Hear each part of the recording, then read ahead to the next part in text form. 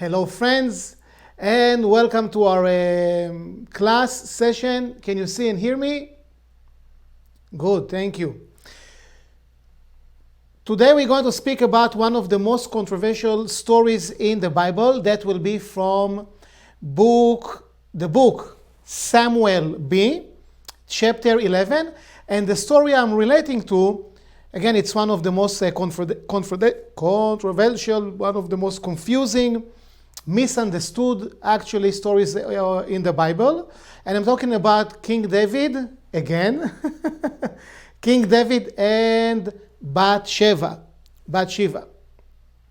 Of course, Batsheva, later on, she's the mother of Shlomo HaMelech, King Solomon.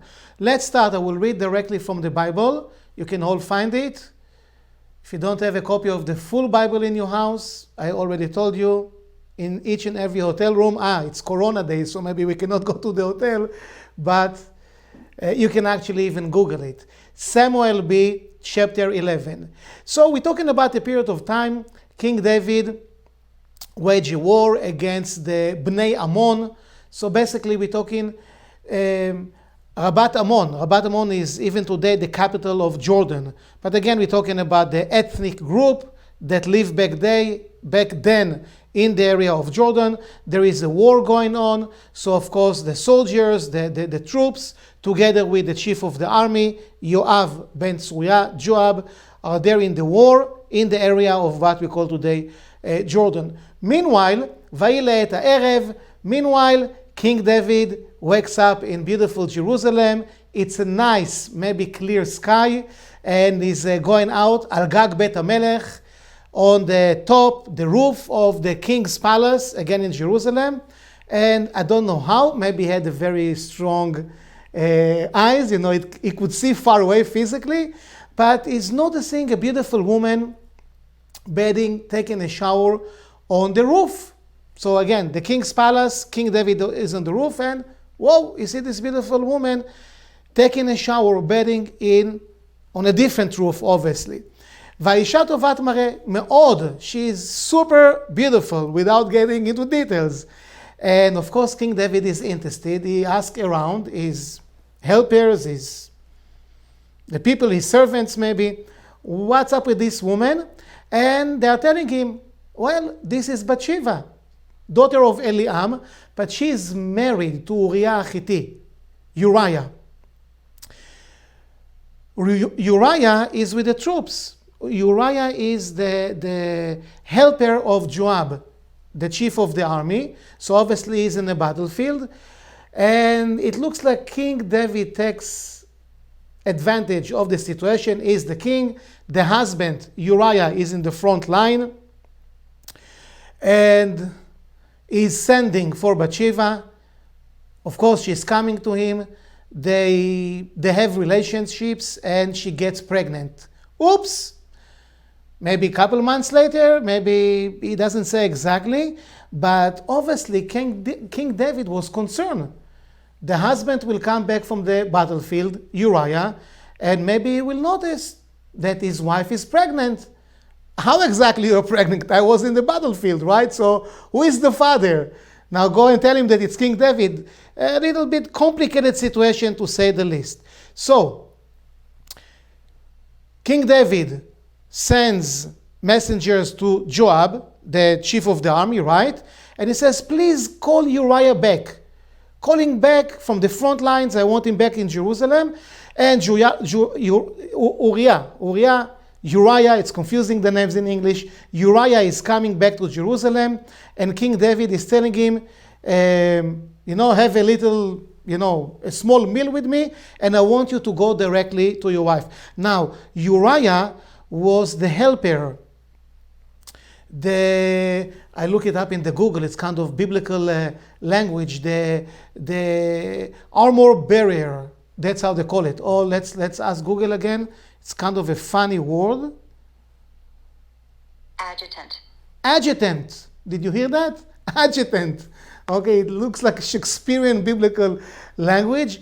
Adjutant is kind of carrying the weaponry, all the tools of war for the chief of the army. So he's like a super combat infantry, right?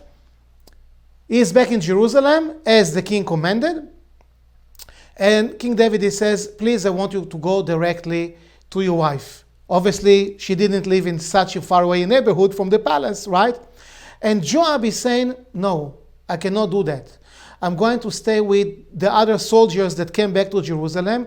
I don't feel that it's appropriate that the chief of the army, my master, Joab, is in the battlefield, and my friends in the battlefield, and I'm just going to have fun with my wife. It's clear why King David wanted it to happen, right? He wanted Uriah to have relationships with Batsheva, because then later on Uriah will be convinced, she's pregnant and I'm the father. It's for me. But Uriah refused. He says, no, I don't feel like it to go and spend some time with my wife as my friends are actually in the battlefield. Righteous, right? I mean, you have a little break from the army, go and see your wife. He says, no. The day after, King David calls Uriah again, please have some nice meal with me. Vayeshakreu. He let Uriah drink a lot of wine. So, hopefully Uriah is kind of drunk, and now he will agree to go to his wife, which is really around the corner, yes? But, Velo Yarad. Uriah, even when he's drunk, doesn't want to visit his wife. He feels bad. His mates, his soldier friends are in the battlefield and he doesn't want to do it. So what King David does, he writes a letter, put it in Uriah's hand. Of course, Uriah cannot open it. It's a letter from the king to the chief of the army. Uriah is only the messenger, but the letter is about Uriah, right? You didn't want to go to your wife, go back to the front lines. He's going to the front lines, he's handing the letter to his master, the chief of the army, Joab. And of course, what's written in the letter? King David in the letter says to Joab, please make sure that Uriah is not just in the front lines, but right at the frontier, like the very first line. If you saw the movie, which I'm sure most of you saw, either documentary about D-Day, the landing on Normandy, shores of France, when the Allies invade Europe to free Europe from the Nazis, right? And I'm sure you saw some documentary, I'm sure. I shouldn't say that, I'm sure. I like these things, so I like to watch documentaries. But the famous movie, Saving Private Ryan. Familiar with this movie? Okay, so when the charge, and of course the whole terrible 20 minutes of the beginning of the movie. So I'm just trying to illustrate the situation, yes? Make sure that he's one of the first people that charging in the front, the very front line, so, cannon footer. Most chances he will be killed. And guess what happens? He does get killed, right? There is a little bit detailed story here of how exactly he got killed. I'll spare the details. You can go and read it in the Bible yourself. And of course, then Joab feels a little bit bad. The king told me I'm the chief of the army, but still the king is, my superior. And King David tells him, don't bother yourself over it. He died. People die in a war. No big deal. So Uriah died, very sad. But it's okay. Continue, attack this city, continue with the siege until you achieve victory. And that's exactly what happens. And of course, Batsheva, Uriah's wife, she hears the bad news. She's kind of sad for 3 hours or so. I'm sorry, it's like very, very bad, okay? But she's kind of, vatispot al bala, I'm exaggerating, not like 3 hours. By the way, she's pregnant already, right? From the relationships with King David. And after the mourning, basically, I guess, few days, King David takes her to be his beloved wife. And of course, Vayera adavar asher asa David b'nei Hashem. God is not that happy with the behavior of King David. Needless to explain why, right? The Creator sends Nathan Hanavi, Nathan the prophet, to give the business He's the prophet, Nathan the prophet, and God says, you have to go to our friend King David and kind of sending him a message from me, from God. And Nathan the prophet is of course going to King David, and he says the following kind of parable, yes, like he's telling King David a story, a parable. And he says, listen, in this town, that's what Nathan the prophet says to King David. It used to be these two people. One is extremely poor, he has only one sheep, and the other one is very rich. לעשיר היה צאן ובקר בהמות, he has like flocks and herds and cowboys working for him. And the poor guy has only one sheep. And the poor guy with his one sheep, he bought this sheep from whoever. Vayechaya, make sure that he sustain the sheep, water the animal, feed the animal, and the sheep grows with him and with his sons. She eats from his food, she drinks from his water. She even sleeps next to him. It's like a sheep dog, yes? She sleeps next to him. Vatehi lo kevat. And this sheep is like a daughter. Pay attention. That's what Nathan the prophet is saying. We'll get back to it later. This sheep is like a daughter to this poor man. Meanwhile, a visitor came to town, maybe an important person, and the rich person felt that he needs to make nice meal, a feast to this visitor. Maybe this visitor was an important guy. But the rich person that has, again, like herds and flocks, and you see the picture, he doesn't want even to take one animal from the herds, from flocks, not even one. What does he do? He takes the one and only sheep that the poor guy has, and of course, they make some nice barbecue from the animal. And that's the story, says Nathan the prophet, that's the story, King David, that I want to tell you. And King David is saying, this is a terrible human being. Who is this man? Who is this rich person that took the only sheep, the only animal that the poor guy? This person should be put to death. And Nathan the prophet, he says to King David, it's you. I'm talking about you. You have all these women. Uriah had only one wife. You send him to die in a war. And what's up with that? Okay? And God is very upset. The Creator is very upset. And that's what's going to happen. You're going to experience your judgment, your decree for you did wrong by Uriah, by Batsheva. I'm not sure, because it looks like she was happy to be the king's wife now, right? But by Uriah for sure. And I want to tell you that your wives, eventually, somebody else will have them, and also the bloodline, your offsprings. It's going to be a messed up situation, which really did happen. Yes, okay. Your children, your sons, your daughter, crazy things will happen to them, and you're going to suffer.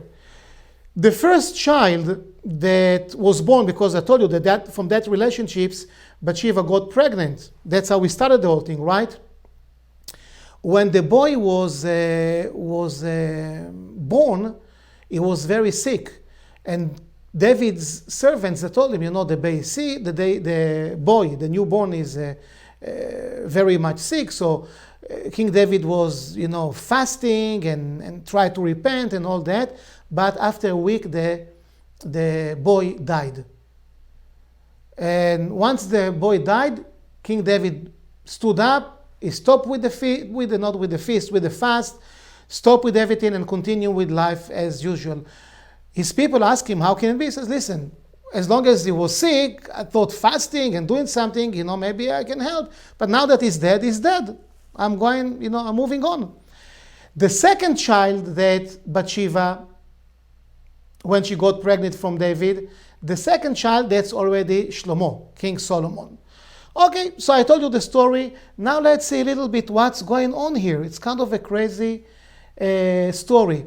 So today we will have a little bit of reincarnation flavor to to our story. So again, this is one of the most controversial stories in the Bible, right? Obviously about King David and da-da-dam, how you could behave this way, and it's not fair, or you did wrong by your fellow man, Uriah, that will be, you see the story here. Who was Uriah? From a point of view of reincarnation, Uriah was, and we spoke about this individual already in one of the first sessions that we had, Uriah was a very elevated soul. Basically, besides being the helper and the closest person in the battlefield, like an infantry, like Delta Force kind of Rambo kind of a soldier, but he also was very high rank. He was the helper of the chief of the army, so it means like really, up there. And also he was one of the 30 people which were the closest to King David. King David had a special elite, super elite commando unit, 30 of them, that surround him all the time. And Uriah was one of them. So not only what he did, but he did it to one of the closest people to him. Insane. Who is Uriah? Uriah is reincarnation of Aaron. Aaron HaKohen, Aaron the priest. That will be, of course, Moses' brother. We spoke about him in the past, that Aaron HaKohen, Aaron the priest, the first Kohen ever, is actually reincarnation of one of Abraham's brothers, Haran. I hope you recall. If not, it doesn't matter. Abraham had brothers. One of them was Haran. When Abraham jumped or was put into, depends what lesson we want to take from there, in the fire, in the furnace, he had like complete certainty and the fire didn't consume him. His brother Haran jumped into the fire, also amazing bravery, but that's after he kind of had certainty because, well, my brother Abraham did it, I can do it as well.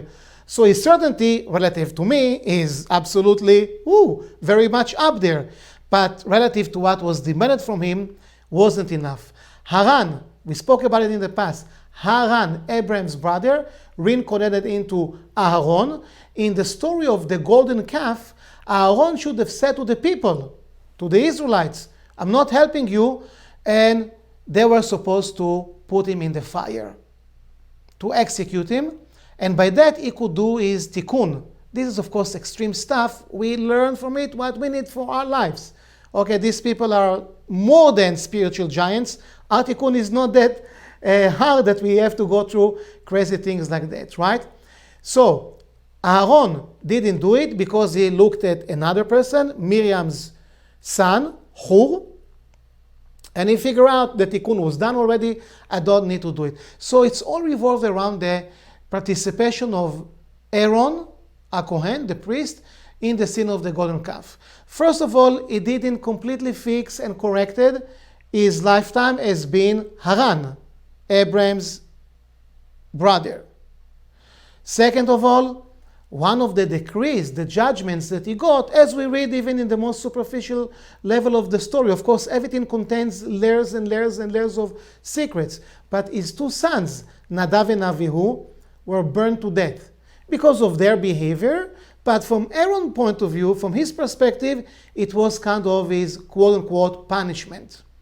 The pain he had to go through in a certain level, now he has to witness his two sons, Nadav and Avihu, departed in the most cruel way.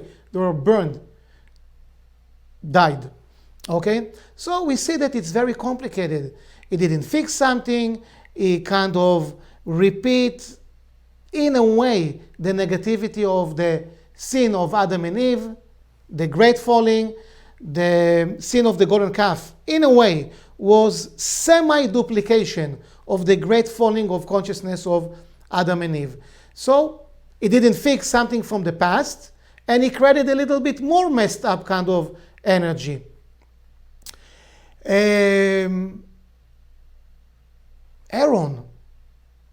fast forward, Aaron reincarnated into Uriah. This guy that King David kind of again steals his wife, send him to the front lines to die. Uriah, a very elevated soul, but now we understand. Uriah, from his point of view, from the reincarnation point of view, Uriah is reincarnation of Aaron. The two wives that they got married to, both of them, Mordechai, if you can put the PowerPoint now, put me in the cockpit, thanks. Let me see if it's really working. That's supposed to be forward. Oh, okay. Okay. So, Aaron, today you're not suffering from my silly... there is a real PowerPoint today, okay? So, Aaron, you can see reincarnation of... Uriah is reincarnation of Aaron. Now, please notice the following. Aaron, he got married to Elisheva bat Aminadav. That's the name of his wife, Elisheva. Uriah, he got married to Batsheva. Uriah, Batsheva, Aaron, Elisheva. You can hear the sound of Sheva. Stay with it, Mordechai. You can hear the sound of Sheva. Sheva means in Hebrew 7. So there is similarity between the souls of Elisheva and Batsheva. Sheva and Sheva, it means 7. It relates to Malchut. Both of them, Aaron and his reincarnation, Uriah, had to do some fixing to Malchut. Let's see what we have next. I told you already, and now I want to continue with the story. We spoke about Joab. And I told you that Uriah was his helper, his armor bearer. Yes, this weird English. Yoav ben Tzuya, Joab, he was very, very elevated soul. Very. He was fighting Klipot. He was going to the desert. He lived in the desert. His hometown was in the desert. And King David is the chief of the army. King David sent him all the time to those military campaigns. Many of them. It's like a whole lifetime of being the general, the chief general of the army, the chief of the army, and wars and wars and wars for both of them. King David himself and his chief of army, Joab. What Joab was doing, Joab was proactive. He went to the different deserts or to different places in the Middle East, and every war, every military campaign that King David had as the king and Joab as his chief of army was basically fighting against Klipot. It's all codes. But he was going outside. Uriah, as his helper, next to him all the time, was on those battles as well. But Uriah was more protecting the level of Malchut. So Joab was actually going out, let's call it, if you think about football, yes, or any sport, like that, okay? He was on the offensive. He will go and attack. Uriah was Job, from his soul point of view, remind you, Uriah is reincarnation of Aaron the priest, reincarnation of Haran, Abraham's brother. He was protecting Malchut, but it was more plain defense. What do we have next there? Oh, I actually wrote it there, okay? Joab, offense, Uriah, defense. And also I told you, Elisheva, I broke it so you can see it. Elisheva, Batsheva. Aaron married Elisheva, Uriah married Batsheva. Sheva and Sheva, Sheva means in Hebrew literally 7, and it relates to the last Sefirah. When we go from, we're talking about the 7 lower Sefirot, we get Malchut. So Uriah, his job was to protect Malchut from the Klipot, but again he is playing what? Defense. Uriah is playing defense. It's teaching us something about us with our spiritual work. We need to combine both. We need to protect our Malchut. Well, we all live here in Malchut. Protect our consciousness, protect our soul, and of course protect also our bodies, right? Playing defense. In many places right now we have the curfew, right? Needless to explain the horrible situation and the horrible thing that happened to this miserable guy, right? We don't need to go there. Everybody understands that what was done is the most non-spiritual thing, and now things are happening. No need to get to details, but in different cities or different places, we have this curfew, right? So lock the front door, lock the back door, protect yourself, don't go outside. I'm just giving it as an example. That's playing defense. Also in a spiritual walk, Uriah playing defense. It means, okay, I do what I do, so negativity, so klipot, so negative influences won't come into my life. We need to play defense. Sometimes it's time to play offense. Joab is actually proactive about it. So, I know that some of you from seeing people here, and I'm just giving an example. Right now things are different with the different situations, right? But when we go to a Zohar project, I'm not saying that every day we can go to a Zohar project, but even right now, some people here, they hand out pocket Zohars. Different things that we can do. Or just helping a friend, or suggesting, not just waiting for somebody to ask me if I can help, but I'm actually being proactive. You need help, you need something, I'm going out of my way. That's Joab. Offense. Uriah, defense. Both are very important. Okay. Next. Back to me. We'll go back to this later. Back to me, Momo. Mordechai. Let's have a water break. Mordechai, you can put it back on me without the slideshow. Thank you. So what's happening next? Now we understand a little bit reincarnation. From his point of view, Uriah is soul. Reincarnation of Aaron, as I mentioned. From his point of view, it's not for nothing that the brutal death that is suffering, it was brutal. Should I tell you? Well, why not? It's not concealed knowledge. It's in the Bible, right? Somebody is destroying very, very, like a boulder, big piece, yes, from a watchtower, and it's basically crushing him. Oops, not pleasant. Okay, so that's a brutal death. Now, I did mention that Aaron was married to Elisheva. We see 7, Malchut. We need to protect our Malchut. When Aaron was marrying Elisheva, it was combination because Aaron is a man of chesed, a man of mercy, is the Kohen, is a channel for the emanation of Hod, right? It's all part of the tree of life. Elisheva, already the realm of Malchut, uniting the tree of life, certain kind of unification with Malchut, and all of that was done for what? To increase the level of Chasadim. The unification between Aaron and Elisheva, it was to spread more mercy, more Chasadim. Chesed, Chesed already, kindness, generosity, good deeds, all that. Uriah was married to another aspect of Malchut. It's both in the realm of Malchut. Of course, in between those two individuals, we're talking about centuries, right? Uriah with Batsheva. Oops, I forgot just to mention something a little detail. Because I mentioned already, and also we see it in the Bible, that Uriah was married to Batsheva. And then King David sent him to die, and King David took her.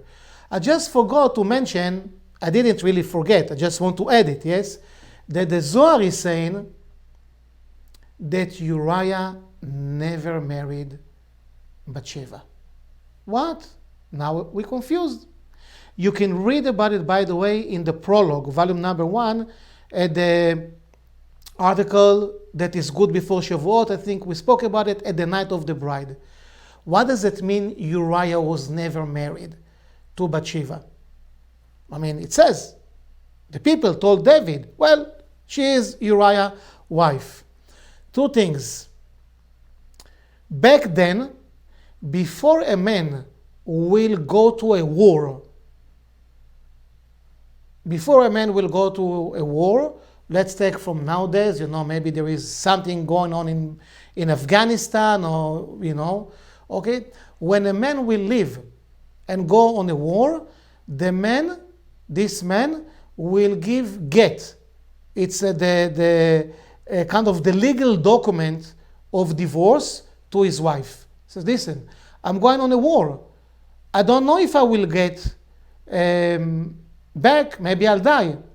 So I'm kind of conditionally, we're not completely divorced, but we kind of divorced right now. I let you go because I don't know if I will ever come back. If I don't come back, you can go and be with another man. Now, if he doesn't come back and now she's a widow, anyway, she can go with another man, right? So what's the discussion here? So they're telling us, what if the soldier doesn't come back, but is just missing? We don't know. He died, he didn't die.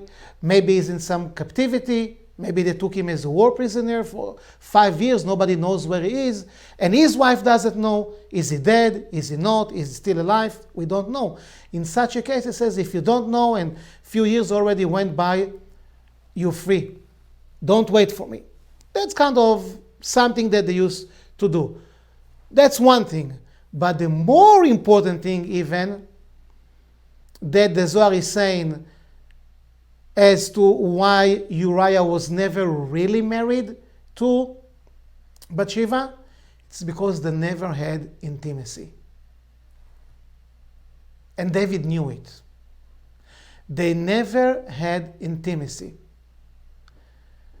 According to spirituality, what we learn here in Kabbalah, and I'm just saying things as they are, okay?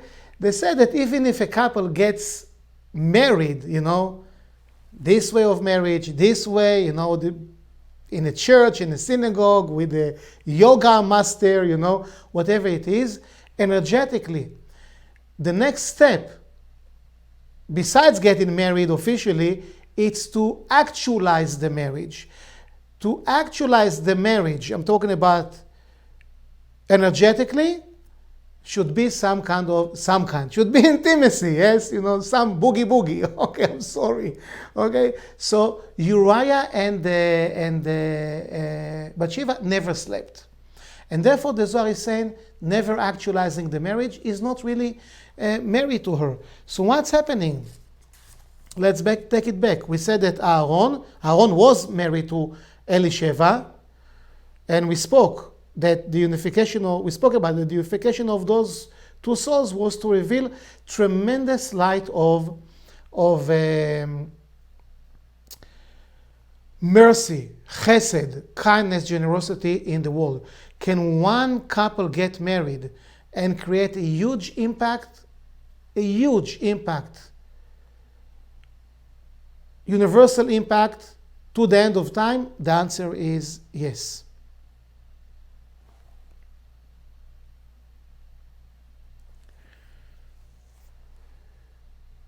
Uriah married, but not really with Batsheva. So we spoke about it. I just want to illustrate a point, and we'll get to something comes to my mind. I just want to illustrate the point of how marriage, like Aaron and Elisheva, huge souls like that, when we say that it can impact the world in a way that we can't even imagine. So we'll continue in a second. I want to speak a little bit more about King David. We just went through the holiday of Shavuot, right? Of course. Shavuot, since the days of King David, Shavuot, the holiday, the cosmic event of Shavuot, can never happen on Shabbat. We can have Rosh Hashanah together with Shabbat. We can have Yom Kippur together with Shabbat. We can have Sukkot. All those important holidays, revelations of energy in Shabbat. Shavuot can't go on Shabbat after King David left this physical reality. And one of the teachers in the past asked the Rav Berg, our teacher that will be, how can it be? We know that Shavuot never happens on Shabbat, but the day that King David left the world was Shabbat and was Shavuot. The day that King David left this physical reality, it was the afternoon of Shabbat, what we call the third meal, if you're familiar. Okay? King David perished in the afternoon of Shabbat and in Shavuot. It means it was Shavuot and Shabbat together. Since then, Shavuot never happened on Shabbat. All the other holidays, of course, yes. And the Rav answer was fascinating. Like more than what we can even imagine. I was in shock when I heard it. The Rav said that when King David left this physical reality, the fact that he departed created such a shockwave. It shook the world. All the supernal realities, all the supernal worlds, and of course this physical reality. So when King David left the world, it was a shockwave that Earth, our planet Earth, rotated back or forward a little bit faster than the usual. You remember in one of Spider-Man, one of Superman movies, when Superman is just going, against the Earth, spinning the reverse way. And when he's doing it, even faster than our planet, is just going against the regular rotation, right? If you saw the movie, one of Superman movies is then going so fast that he's actually taking time backward because Earth's starting basically spinning backward. That's in Superman, okay?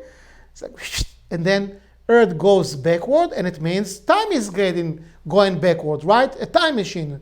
That's what happened when King David died. It shook the world. Who else said, I shook the world? Muhammad Ali, when he knocked out Sonny Liston. Okay, but that's something else. You're not boxing fans? Okay. Can't win it all. Okay, so he shook the world. King David shook the world.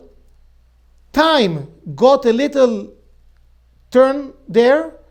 And therefore, Shavuot no longer will ever fall on Shabbat.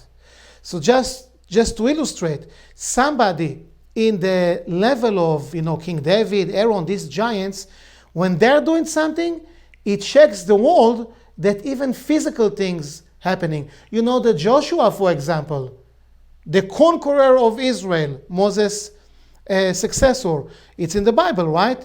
He stopped the sun in the middle of the day, that the day will last more than 24 hours. It will make the day last for, I don't know how much it was, like 30 hours, but whatever it was, he wanted to win the battle and he wanted daylight to continue. So he stopped the rotation of Earth. He stopped the time basically. So they will be longer, more than 24 hours. I'm sure there are many spiritual lessons there to each one of those stories. Back to our discussion for right now. I just want to illustrate how those things, when we said that Aaron got married with Elisheva, the revelation of light was so huge. Now Uriah, he got married, but not really, because he didn't have intimacy with Batsheva. Let's see what's happening next. Mordechai, can we see the slideshow again?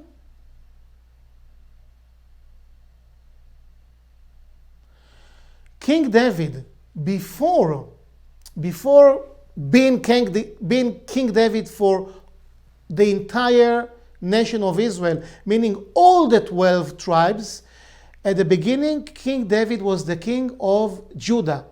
Only Judah tribe in Hebron, which is a city south of Jerusalem, where we have the Machpelah cave, the burial place cave of the patriarchs and the matriarchs. So King David, after being the king of Judah tribe, for 7 years in Hebron.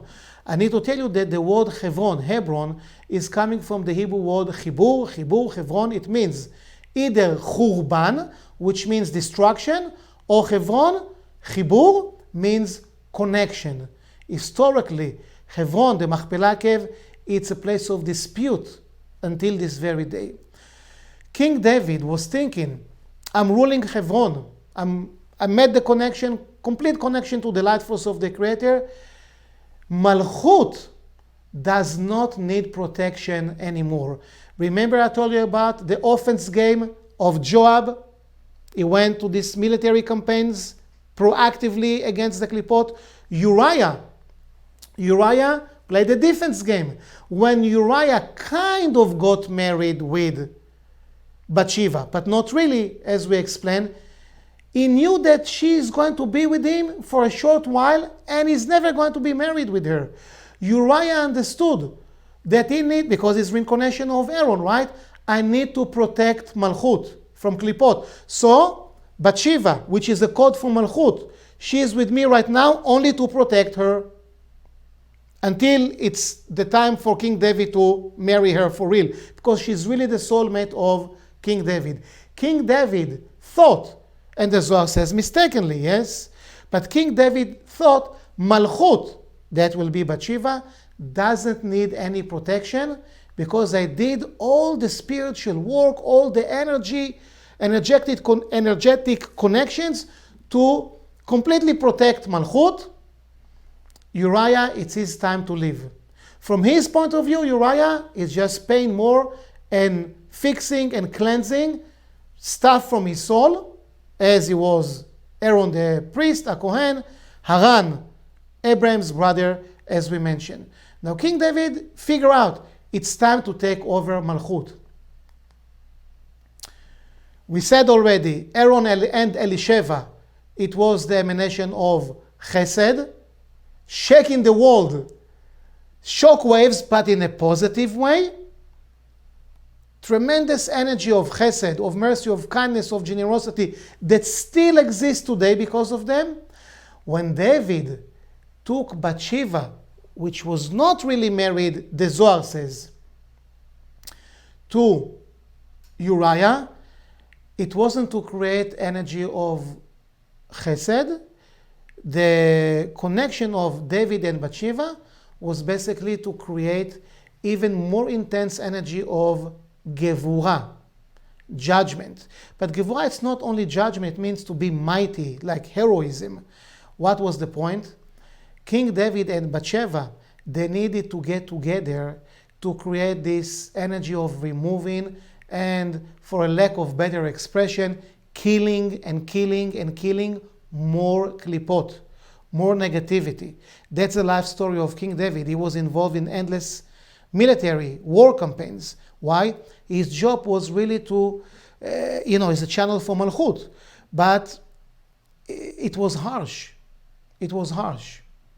He had to fight different klipot, many of them.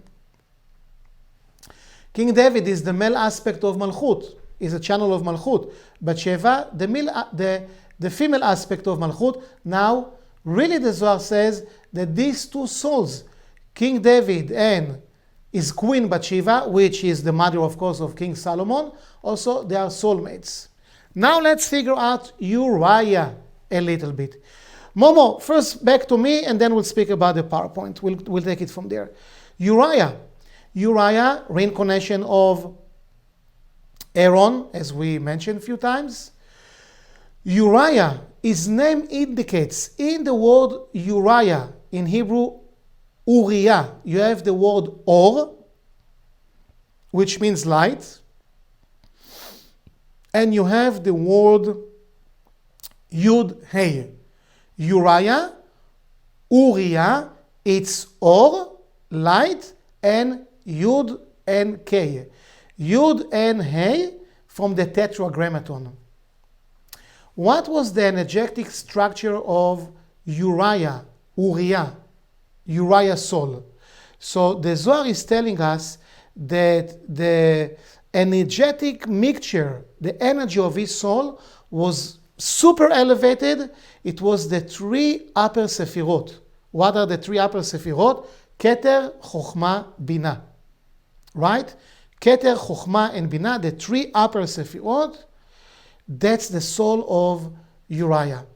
And he knew that for a certain time, he needs to protect the Malchut that Batsheva. And remember what Nathan the prophet said in his parable to King David about the rich man with the flocks and the herds and the poor man with only one sheep. But in the parable, in the story, as Nathan the prophet scolding King David, but he tells him, yeah, it was wrong. The rich person took the only sheep that the poor person had. But when he speaks about the relationships between the poor man and his sheep, he says, Vatehi lo kevat. He took her, the sheep, the beast, into his family, the animal, as we said at the beginning, water the sheep, water, feeding her, everything, even sleeping next to me, to him, to Uriah. But Vatehi lo kevat. And she was as his daughter, not as his wife. Nathan the prophet could say, she is with him, she's with family, the sheep. And he behaved with her like she is his wife. So the Zohar is getting to these small details. And the Zohar is saying, come and behold. Nathan the prophet didn't say she's like his wife. She's like his daughter. For Uriah, Batsheva wasn't like his wife, but she was like his daughter.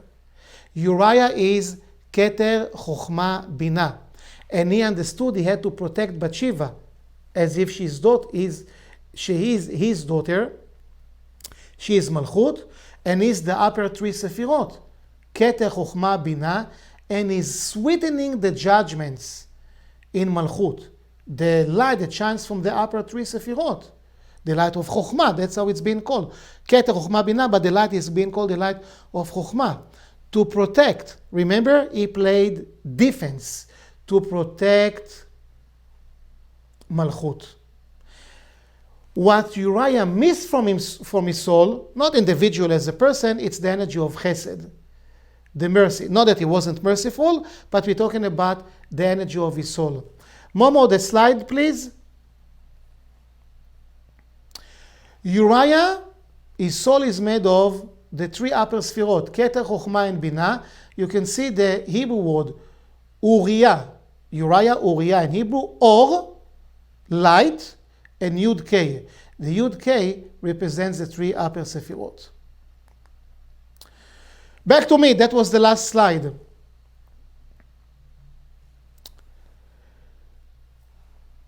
Once King David realized that cosmically Uriah already finished his job.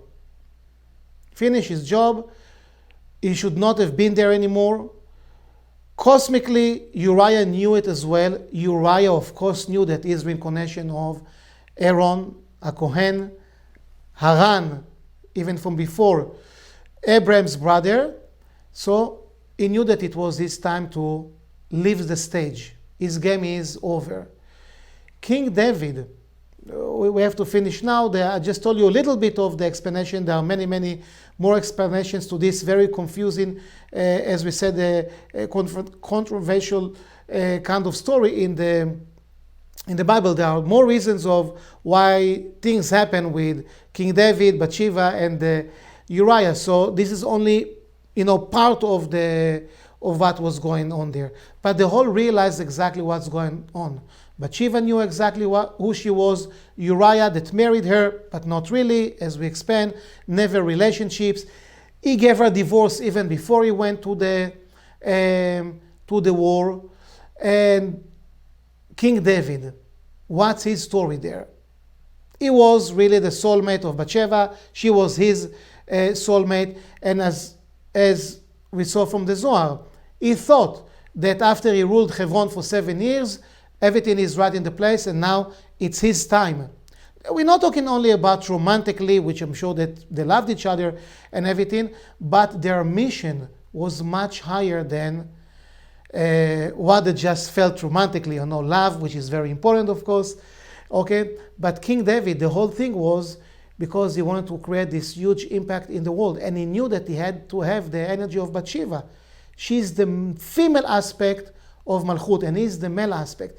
He knew that unification was of a necessity to protect the universe until this very day. And of course, since back then, so many huge negativities and wars and stuff happened, yes, till the end of the Tikkun. But the energy of this unification of King David and Batsheva is giving us the chance to win the war. From a point of view of soulmates, I will just say something for 2 minutes and we'll continue in one of the next sessions. You know what? We'll stop now. I want to leave you on suspension mode, okay? But we saw today some explanation about, again, one of the most complicated stories. The Zohar talks about it in many, many places. Also in the story or in the Zohar of Mishpatim that has to do with reincarnation. The Zohar talks a great deal about this incident of King David and Batsheva and Uriah, as we spoke about today. We'll leave it for now at that point. Thank you very much, of course. Looking forward to see you next week. I hope you enjoyed these Kabbalistic explanations of those biblical stories. And I really want to encourage you. It's not a must, but it will be great if you can go and actually revisit those stories from the actual Bible and see how it works for you now that you know at least one explanation from Kabbalah. That was from Samuel B, chapter 11 and then a little bit 12, I think, okay, the actual story. That at first look or at first reading, it's insane. But now we know a little bit better. Thank you again. See you next week. Bye-bye. All the best.